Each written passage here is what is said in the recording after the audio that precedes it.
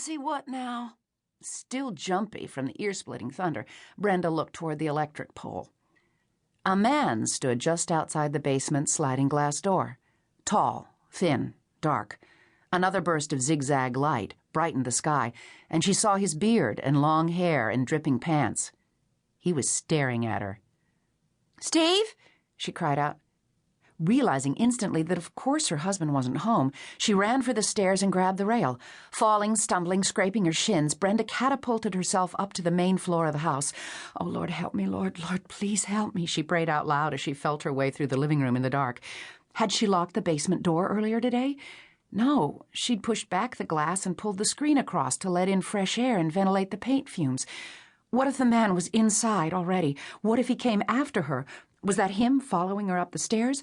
Brenda couldn't see a thing as she lurched across the tiled foyer. Just as she reached for the deadbolt, someone pounded on the large double-pane window set into the insulated steel front door. It was him. She could just make out his shape, towering and unkempt, on the front porch.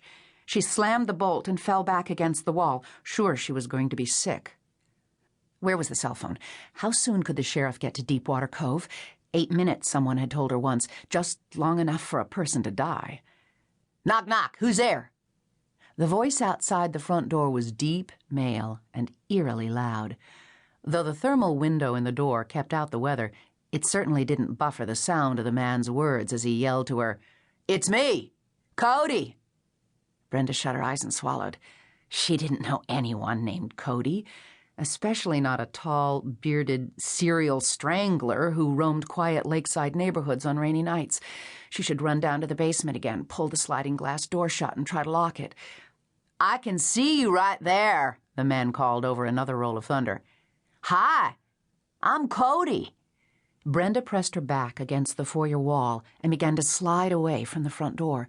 Where was Steve when she needed him? Off showing a house to someone in the middle of a spring thunderstorm. He would come home with a big sail under his belt and find his wife lying on the foyer, murdered. "Do you have any chocolate cake?" the man outside asked, tapping more softly on the window. "I'm hungry, and I like chocolate cake. A lot. Triangles are okay, but I like squares better because you get more ice in that way." Brenda thought her cell phone was probably in her purse. She couldn't remember the last time she'd called anyone, or gone shopping for that matter. Life had been so empty lately. She hadn't had a reason to pick up her purse in days, but she always kept it on a low table in the foyer. She took a sideways step along the wall. "Can you hear me? Because I'm asking about chocolate cake." The man tapped on the window again. "Because I'm wet and hungry.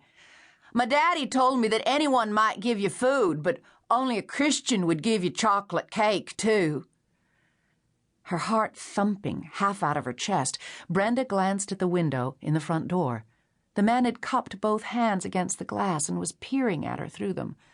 "No!" She shook her head furtively, unwilling to look at him but unable to stop herself. "Go away!" "Are you a Christian?" he asked. The question held a plaintive note.